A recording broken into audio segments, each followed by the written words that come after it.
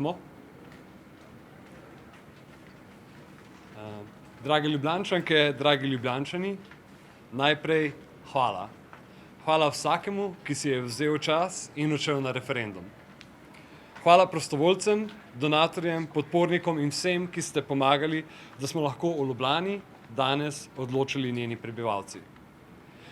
Danes smo županu pokazali več kot 40.000 rumenih kartonov in poslali jasen signal, da se ne strinjamo s tem, kako se vodi naše mesto. Prepričani smo, da bi, če bi bil referendum v bolj ugodnem času in ne sredi poletja, bila ta številka še bistveno večja. Vseeno pa mislimo, da lahko na tej točki zahtevamo od župana, da preneha z uvajanjem parkirnih režimov v soseskah, kot so Rudnik, Galjevica, Bilečanska ulica, zaradi tega, ker je ta številka dovolj povedna o tem, kaj prebivalci Ljubljane želimo in pričakujemo od mestne oblasti. Toda naj bo popolnoma jasno, današnji rezultat ni konec naše zgodbe. Referendum nikoli ni bil naš edini cilj, bil je začetek. Začetek prebujanja Ljubljane, začetek pogovora o tem, kako se vodi naše mesto, začetek povezovanja ljudi, ki že dolgo čutijo, da Ljubljana postaja vse dražja, vse bolj tuja in da se o njej odloča brez njih. V zadnjih tednih smo dosegli nekaj, česar nam ne more vzeti noben referendum. Na tisoče Ljubljančank in Ljubljančanov je prvič javno povedalo, da se s takšnim vodenjem mesta ne strinja. O parkiranju, o javnem prometu, o odnosu do sosesk, o spoštovanju prava. In predvsem o tem, da ljudje zahtevamo naš sedež pri oblikovanju politik in ne nameravamo več samo pasivno spremljati diktatov oblasti, ki služi diktatom kapitala, ne pa potrebam svojih prebivalcev. Zato bomo v prihodnjih mesecih zahtevali, da tudi o drugih perečih problematikah Ljubljane odločimo mi. Kanal C0, parkirna hiša pod tržnico, sežigalnica. Projekti, ki bodo zaznamovali naslednja desetletja bivanja v mestu, se ne morejo in ne smejo zgoditi s podpisi birokratov in politikov. Ne bomo dopustili, da se Ljubljana pretvori v investicijsko mesto duhov brez duše. Rumeni karton ni nikoli pomenil samo parkiranja. Nikoli ni bil namenjen enemu referendumu. Je simbol odgovornosti aktivnih prebivalk in prebivalcev, da oblasti jasno povemo, kadar ravna narobe in od nje zahtevamo spremembe. Civilna iniciativa za Ljubljano ni podaljšek nobene politične stranke. Naša zvestoba je zvestoba Ljubljani in ljudem, ki v njej živimo. Zato bomo tudi v prihodnje opozarjali na odločitve, ki škodijo našemu mestu, ne glede na to, kdo jih sprejema. Naše delo se s tem šele pričenja. Vprašanje pa je bilo in ostaja, kdo odloča v Ljubljani? En človek ali prezrti delovni ljudje tega mesta? Mi verjamemo, da mora Ljubljana pripadati svojim prebivalkam in prebivalcem. In to prepričanje je danes še močnejše, ker je bilo pred nekaj meseci. Najpomembnejše sporočilo te izjave pa je sledeče. Oblastniki imajo denar, institucije, oglaševalske površine, politične povezave in dostop do medijev.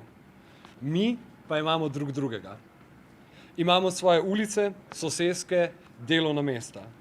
Imamo pogovore, sosedi, sestanke v krajevni skupnosti in organiziranje od vrat do vrat. Terensko organiziranje ni zgolj edina možnost običajnih ljudi, ki nimamo kapitala in medijske moči. Terensko organiziranje je naša največja moč. Ko se povežemo, nismo več posamezniki, ki vsak zase jezni sedimo doma. Postanemo skupnost, ki se je ne da več preslišati, razdeliti ali odriniti na rob. Zato vas danes pozivamo. Ne ostanite samo jezni, ne ostanite sami, organizirajte se, pridružite se nam. Obiščite cilj.org in se priključite civilni iniciativi za Ljubljano. Pomagajte nam graditi mrežo po četrteh, soseskah, ulicah in blokih. Pridite s svojim znanjem, časom, izkušnjami in idejami. Jeseni letos pa bomo Ljubljančanke in Ljubljančani ponovno odločali.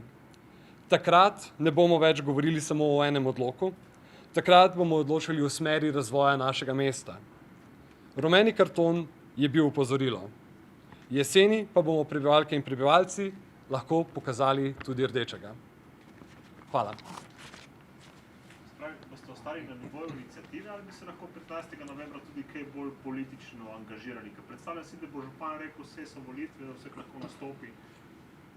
Ja, zaenkrat še nismo zares govorili o volitvah, vsaj ne na nivoju celotne občine. Recimo v Štepanjskem naselju, četrtna skupnost Golovec, bomo zelo verjetno kandidirali za našo lokalno skupnost. Nismo pa še govorili o tem. Najprej si bomo vzeli 14 dni časa za dopust, premislek tega, katera orodja bomo uporabili do jeseni. Zdaj eno orodje je že znano. Sklicali bomo zbor občanov na ravni občine in zahtevali, da pač prebivalci o teh, o kanalu C0, parkirni hiši pod tržnico, sežigalnici odločimo, da ni to pač samo nek podpis mestnih svetnikov in župana. Za volitve pa zaenkrat še nimamo načrtov ali pa karkoli. En komentar pač. Predstavljate, referendum kljub vsemu ni uspel.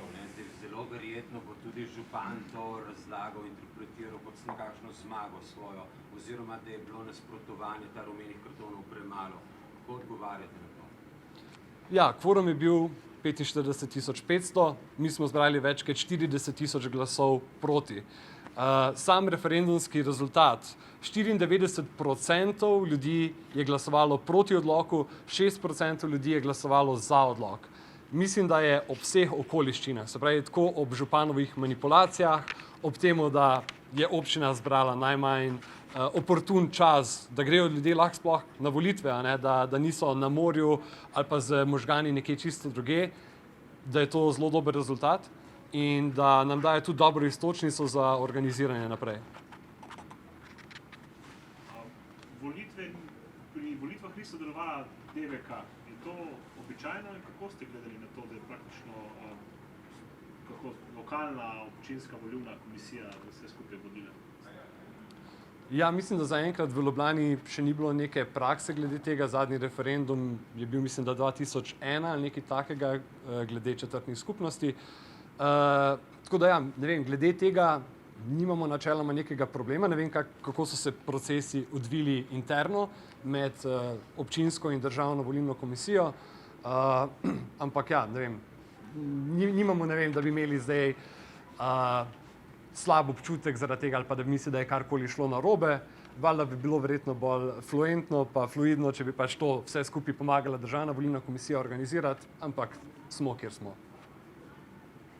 Kaj pa pomeni ustavna zahteva za ustavno presojo umika odloka?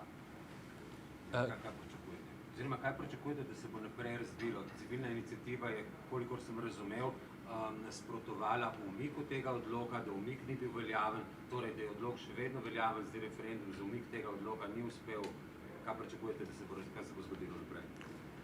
To je po moje na tej točki nemogoče napovedati. Zato, ker ustavno sodišče, mi verjamemo, da ustavno sodišče bo prepoznalo, da je tle župan ravnal brez pravne podlage, v nasprotju z načelom zakonitosti in da je s tem v bistvu okrnil demokracijo, ki jo želimo imeti v Ljubljani.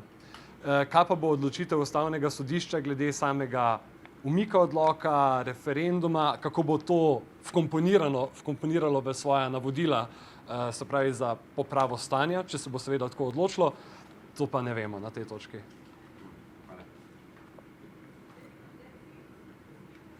Še kakšno vprašanje?